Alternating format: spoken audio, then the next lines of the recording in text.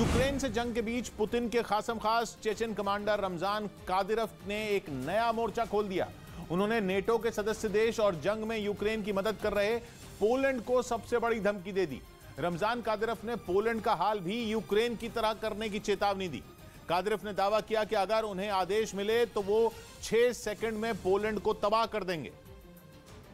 और social media पर सामने आए एक वीडियो में चेचन कमांडर और पुतिन के खासम खास रमजान कादिरोव ने यह धमकी देते हुए साफ किया कि उनकी नजर अब पोलैंड पर है, यानी अगर उन्हें छूट मिली तो उनके चेचन लड़ाके पोलैंड में भी वैसी ही बर्बरता दिखाएंगे जैसा कि उन्होंने यूक्रेन में दिखाई थी। और यूक्रेन से चल रही जंग के 3 महीने बीत जाने के बाद मारियोपोल की तस्वीरें इसकी गवाह हैं।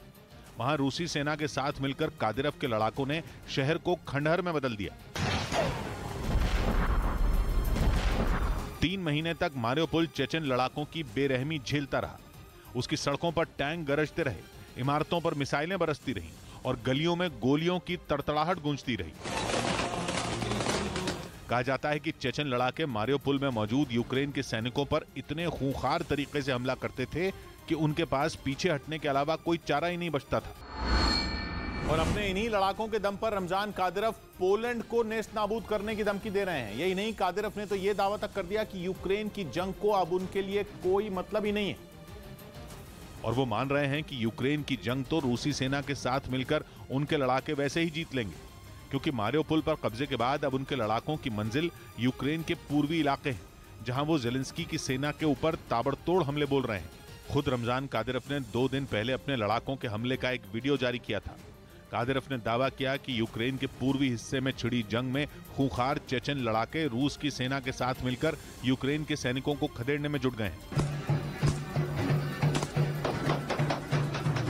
जैसे ही उनका सामना यूक्रेन के सैनिकों से हो रहा है, वो उन पर भीषण हमले बोल रहे हैं। इसलिए पुतिन के वफादार रमजान कादिरोव का मानना है कि यूक्रेन की जंग अब उनके लिए मायने नहीं रखती। और इसकी वजह यह है कि कादिरोव अपने लड़ाकों पर आंख मूंद कर भरोसा करते हैं। उनके एक इशारे पर चेचन लड़ाके अपनी जान तक देने को तैयार हो जाते हैं। ऐसे में माना जा रहा है कि यूक्रेन की जंग को अपने लड़ाकों के भरोसे छोड़कर कादिरोव ने अब नया निशाना तलाश लिया। और वो निशाना है नेटो का सदस्य देश पोलैंड। वो देश जो जंग की शुरुआत से ही यूक्रेन के साथ खड़ा है, उसे हर तरह की मदद दे रहा है।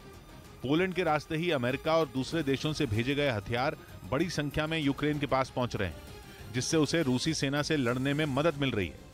यही नहीं, पोलैंड खुद भी यूक्रेन को जंग लड़ने के लिए हथियार दे रहा है और उन्हीं हथियारों का इस्तेमाल करके यूक्रेन की सेना पुतिन की फौज को कड़ी टक्कर दे रही है।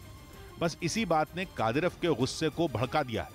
वो पोलैंड को धमका रहे हैं कि यूक्रेन से हथियार वापस ले लो, नहीं तो तबाही तय है। 6 секунд он покажем вам, на что вы способны। यानी रमजान कादिरोव पोलैंड को खुली चेतावनी दे रहे हैं।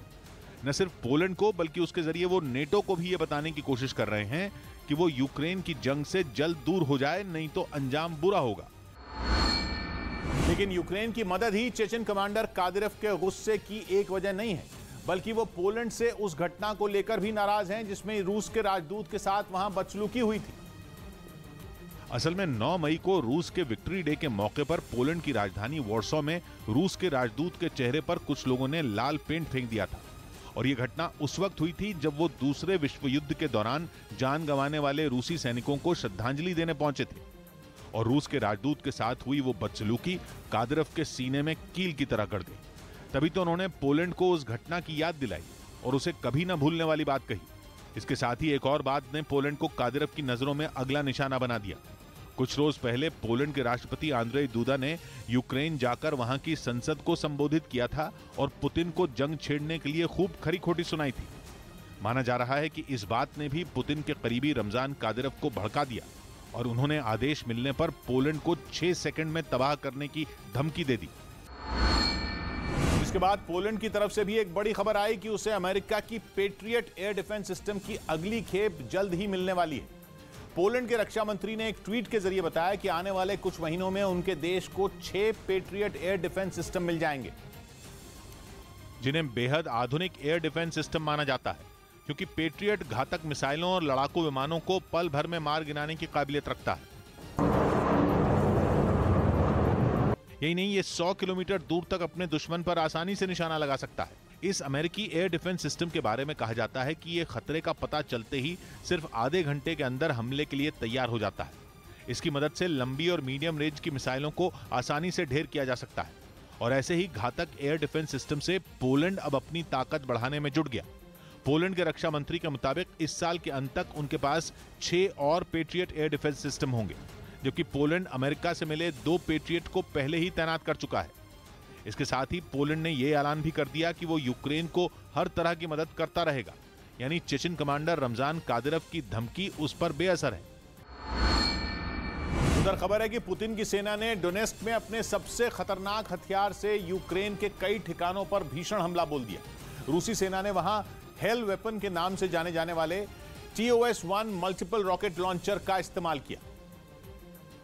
और रूस के इस बेहद घातक हथियार को ऐसे ही हेल वेपन या नर्क का हथियार नहीं कहते, बल्कि इसकी मार ऐसी होती है कि जिस जगह भी इसका इस्तेमाल किया जाता है वो नर्क से भी बदतर हो जाती है। ये एक ऐसा खतरनाक मल्टीपल रॉकेट लॉन्चर है जिसके वार से तबाही आ जाती है। आग छोड़ते ताबड़तोड़ रॉकेटों की बरसात देखकर दिल की धड़कनें तक थम जाती हैं। जहां ऐसे घातक और ताकतवर रॉकेट से धावा बोला जाता है कि उस जगह का तो फिर भगवान ही मालिक है।